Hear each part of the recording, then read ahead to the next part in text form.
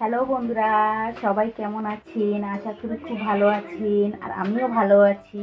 তো বন্ধুরা, এই কদিন আমি কোনো ঠিকভাবে কোনো ভিডিওই ছাড়তে পারছি না, কেননা আমি সেলাইয়ের কাজ করি। যেহেতু দুর্গাপুজোর আমার প্রচুর অর্ডার পড়ে, যেহেতু আমি সারাদিন অনেক সেলাই করি, তার জন্য আমি কোনো ভিডিওই বানাতে পারি না।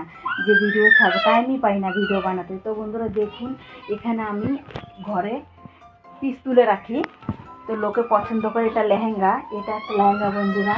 তো এটাও একটা লেহেঙ্গা, দেখুন এটাও একটা লেহেঙ্গা।